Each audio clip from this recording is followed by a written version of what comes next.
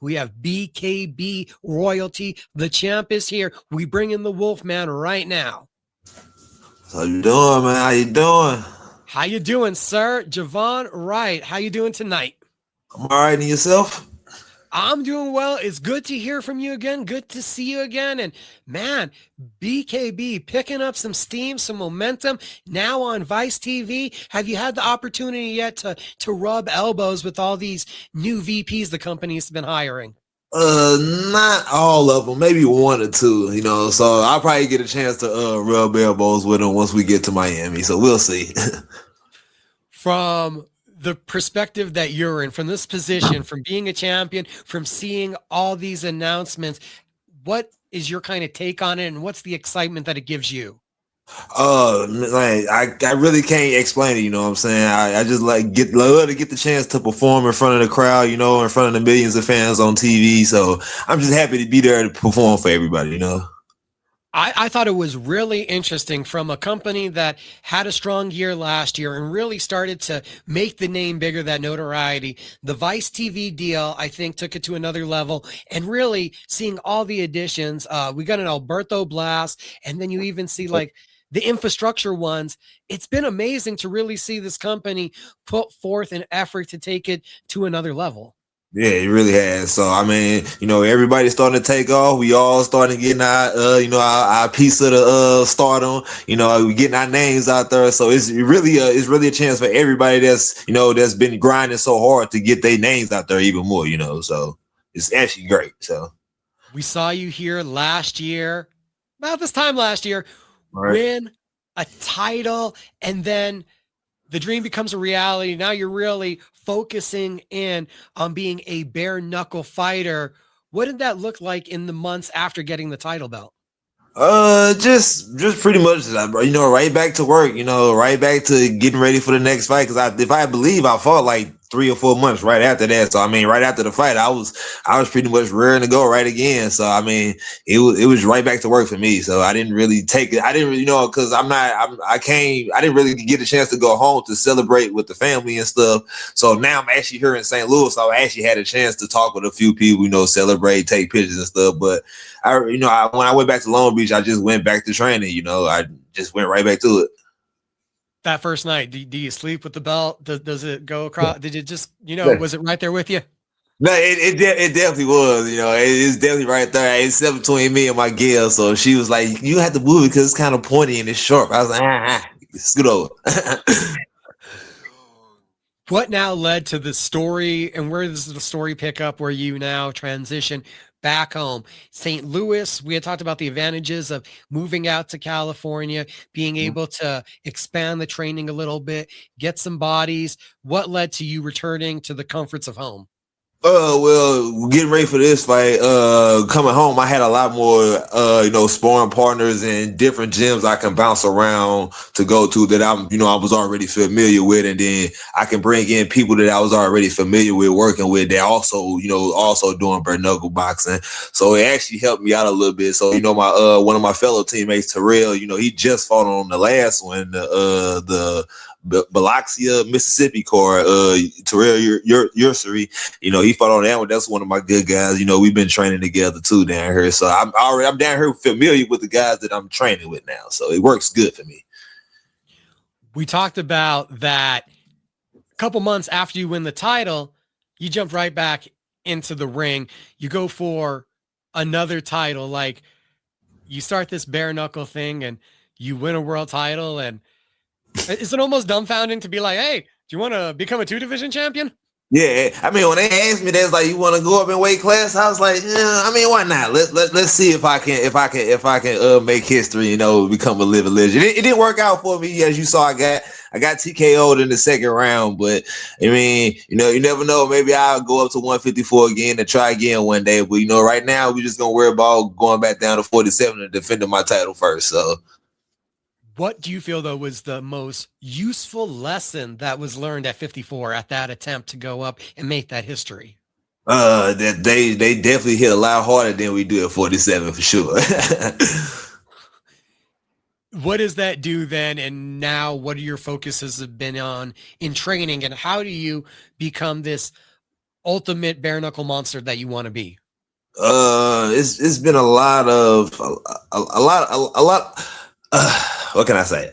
A lot of hand fighting, pretty much, because that last fight I literally got caught with my hands down, like up to the whole. You hear me, from the start of the fight up until when I got caught, I was pretty much winning the fight, and I just got overzealous and I dropped my hands. So it's been a lot of hand fighting in this camp. Keeping them hands up, steady moving. Keeping them hands up, steady moving their head, and whatever you do, just keep that hand up. Does it feel like now, having had the couple experiences, that this is what you thought it was going to be? You thought that this was going to be the sport for you? Oh yeah, definitely. We grew up doing this. You know what I'm saying? Like, this basically just going back to fighting on the streets. We just getting paid for it now. And what is it about that bare knuckle, this atmosphere, not just that comfortability and familiarity, but what is it about this environment that is made for you?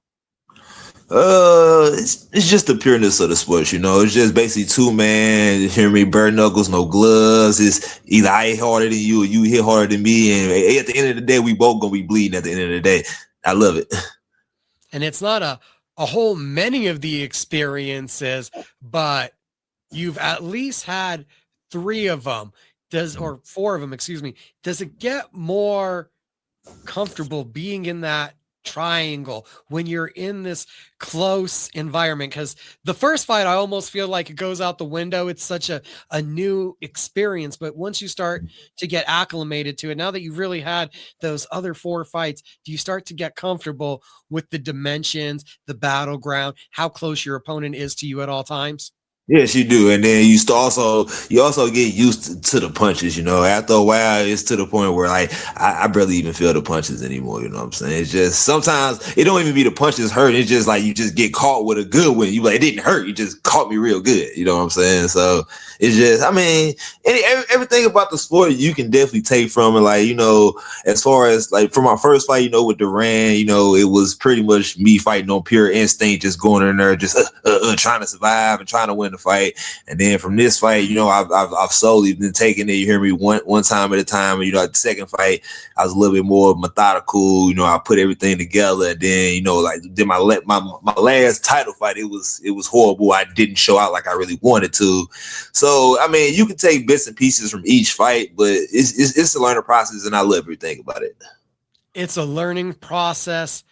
When you put it together like you did with the 3-fight win streak, how much understanding is there, do you think, that was realized in having that success? Like, as you're having the success, how much are you realizing that you're now understanding the intricacies of this sport? Because MMA, boxing, a lot different from this one.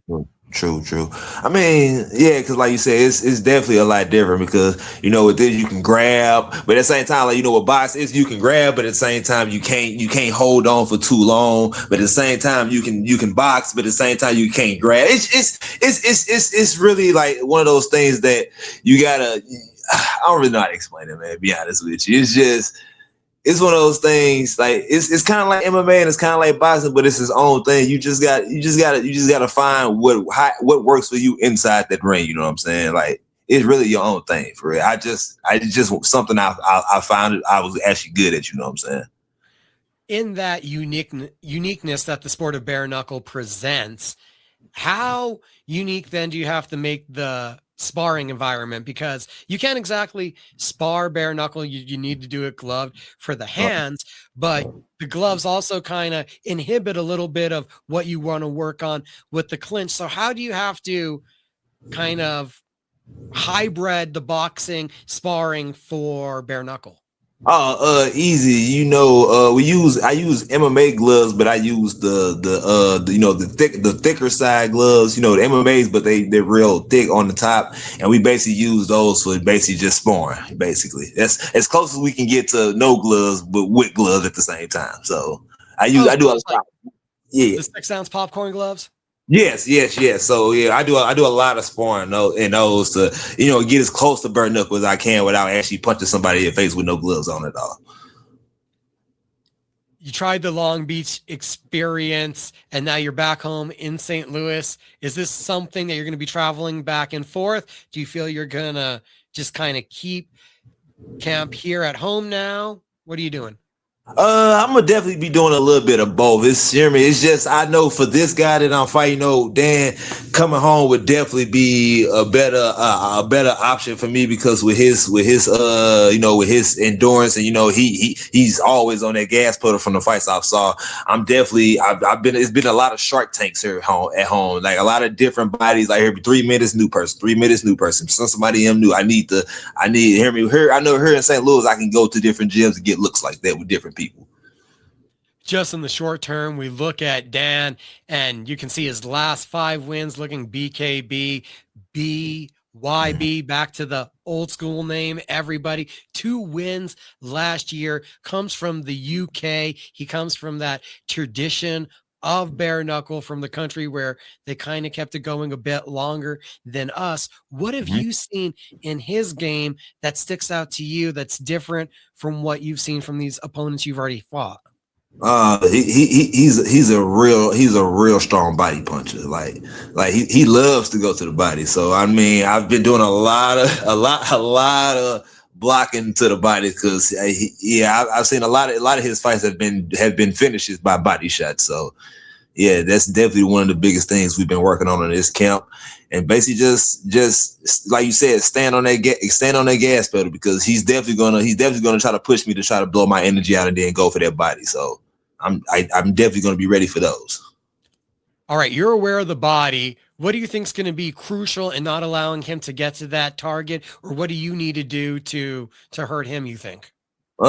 Keep him on the outside, keep him guessing. I mean, I'm just as fast as he is, and I got just the biggest cardio tank as he is. So, I mean, basically, my whole thing is to, like you said, do the same thing he's gonna try to do to me, tire him out, but keep him on the outside. Use that height advantage to my advantage. So, do you feel like a bare knuckle fighter now, a bare knuckle boxer, or do you still feel like the same fighter?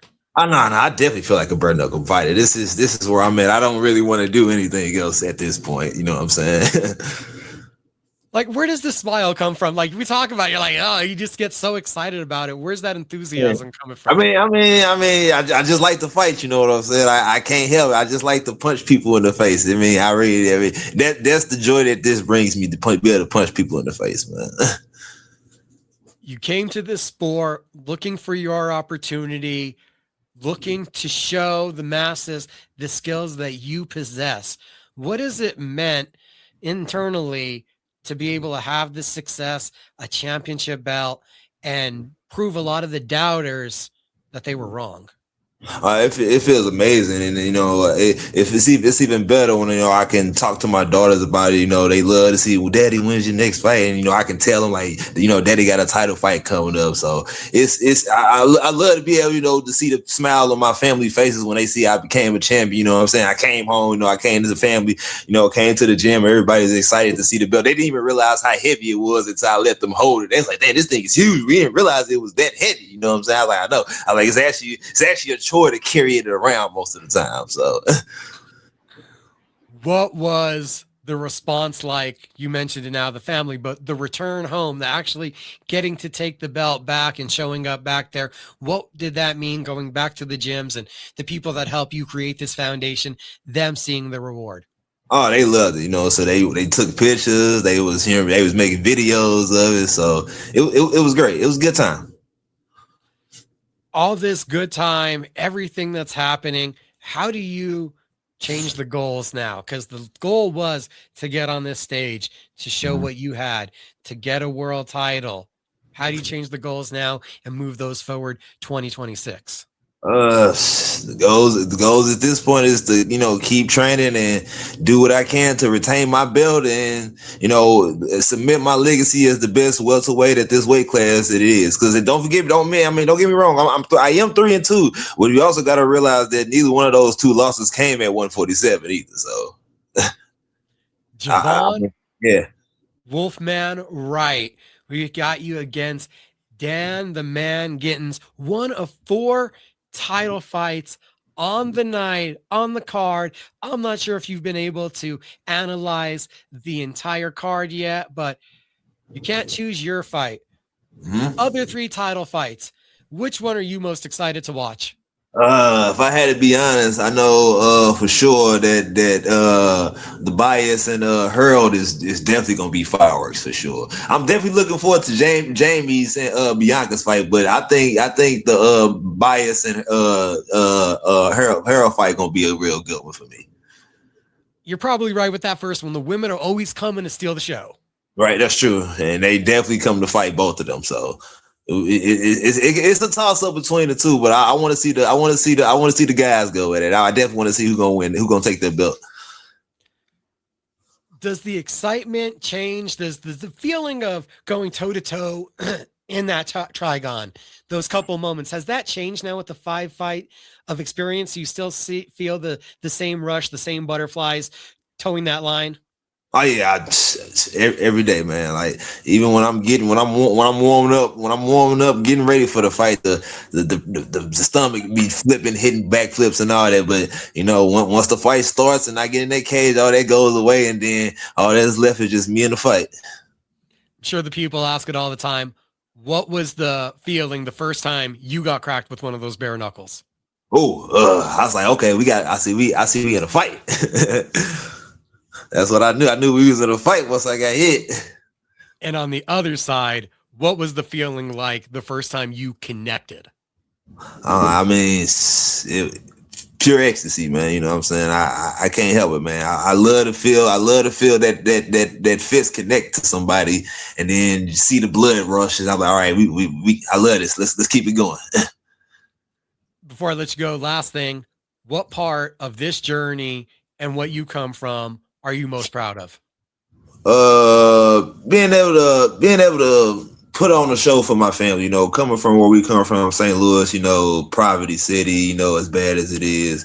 And I'm not saying I completely made it out, but I made it out enough to where I can do what I want to do and make my money doing what I want to do and showing out for my family. Like I give them something, I give them a family member they can talk about, hear me when stuff comes up and I come home and I can enjoy my family, you know what I'm saying? We have stuff to talk about, you know what I'm saying?